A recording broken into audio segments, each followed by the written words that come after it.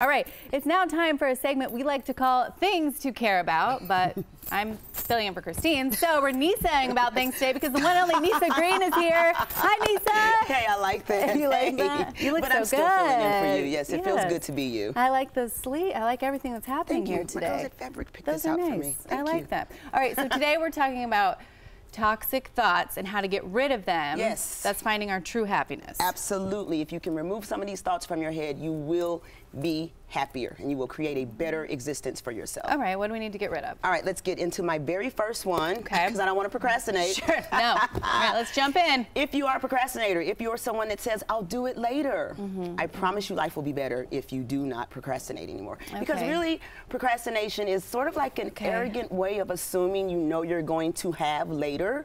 Okay. But we often say life's too short. Right. So again, it's not promised. You shouldn't delay or procrastinate on anything. Do it now, get it done. You'll feel more accomplished later for it. I really like that because that's kind of flipping the script obviously on yourself and not blaming outside sources for you procrastinating. Exactly. It's your fault. That's right. I like That's that. right. Because then you're more prompted to do it if you take the onus And on. again, it's so rewarding. If it's something small, make your little goals small so that you can do them and you don't have to feel like you need to procrastinate. Okay. All right, this next one I have a tendency to do because I'm a mother and that's just what I do. Tell people this is definitely a mom thing. Okay. Any type of catastrophic thinking, meaning that whole turning a little bitty mound into a huge, gigantic, avalanching mountain. Sure. And I think we all know people like that too, that are just kind of living in their Debbie Downness and they kind of like living there. And one little thing happens and it's just, oh, it's just so big and you like making small problems bigger. And why?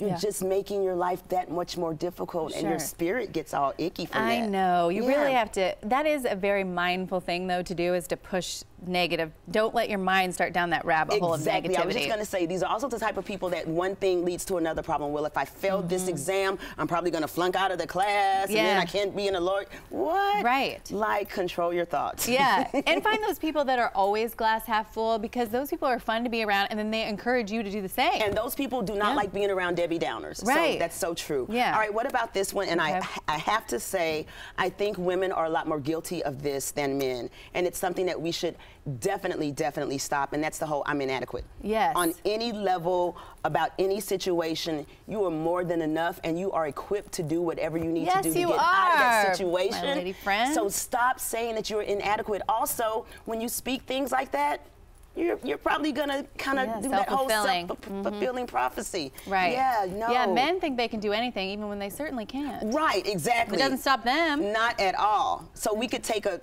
page from their book on that. They are very... Fake it till you make it. Go get it. That's right. Okay. All right. I like that. Another one. Okay. I'm just saying, we chicks do this to ourselves, thinking that self-care is selfish. It's so not. No. It is not, as I'm making my Botox appointment. No. Do what you do, Nyssa. Right. But you should do whatever you need to do to feel like you're the best you, so you can give everyone around you all of you. Right. Does that make sense? That makes perfect sense. I still hear so many women, I can't do this because of the kids. I can't do this because of work. When are you going to do it? And what about you? Right. What about the stuff you care about? Sure. And again, I would think that a happier you would make the people around you a happier a place to be. Yeah, exactly. Yeah, okay. and I also say I don't want to have resentment towards other people, and you have a tendency to do that if you're not doing what you want to do in a sense. You don't want to be resentful. Now, children are like a whole other ballgame, but you don't want to be resentful of your partner if they're not letting you do something you want to do. Exactly, and that brings me to my next one. Yes, okay. This whole comparing. Their life is better than mine, or she has something that I want, and why can't I have that? First off, if you think that way, stay off of social media. Yeah. Like just close all your accounts. It'll shut them down right now. Do yourself a favor. But really, that sort of thinking, it's just such a negative way to put yourself through that. Like, why compare? Right. And if we don't know this by now, everyone's in control of their social media. So the people that only want to show themselves happy and skinny don't show you when they're sad and killing some burgers. Yes, can I just say, that's why I thought the 10-year challenge was so funny to me, because I'm like, filters were invented from 10 years ago. Everybody's filtering their faces. Of course everyone looks better. That's right. So true. Very true. Very true. It was funny to me. All right, so also, what about this?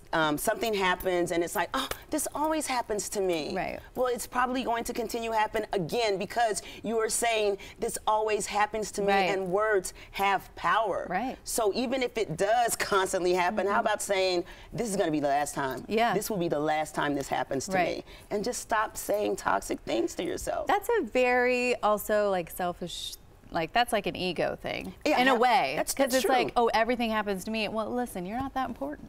Thank you. Thank you. The bad police have other people they want to work on. It's not just all about you. Get it together. Of course.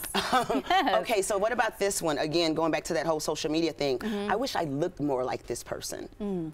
That's kind of, well, you know, in the industry that I'm in, the whole hair and makeup thing, you actually see people, and listen, it's one thing to take in a picture, you're going to get some plastic surgery, but we live in a day where there are entire TV shows created because people want to look like a celebrity. So that means there's someone taking a little picture of Kara going, this is that was funny, Nyssa. These are the eyes I want, this is the nose I want, like they want your face. How weird does that sound? Right? Who wouldn't want this face? I don't know. What is the funniest thing somebody said to you, though, when they sat down, that they're like I want to look like Angela Bassett? Probably the funniest thing I get is, I want to look like a Kardashian, but I want it to look real natural. Right. Sure. You're like, that's an oxymoron. Do you know how much they take, how long it takes, and how much makeup it takes for those natural looks? Yes. Yeah. Okay. They used to. I remember it was back in the day. Some tabloid had Jennifer Aniston's outfit, like a picture of her, and was like carefree and casual, because you know she always looked like she just rolled out of bed. And a t-shirt. And it was like a tank top and like cargo pants, and it was like maybe $2,500 for her whole outfit. Easily. It costs a lot to look so effortless, people. It does. It takes effort. It does. It does. All right, what about this one? If it's not perfect, it's not worth doing.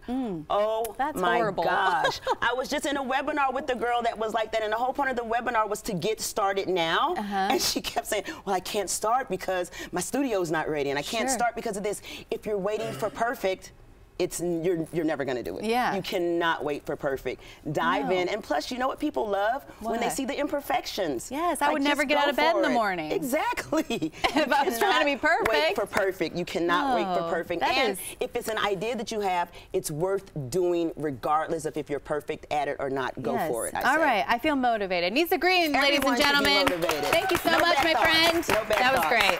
I feel good. I feel good about that. I'm going to write those down.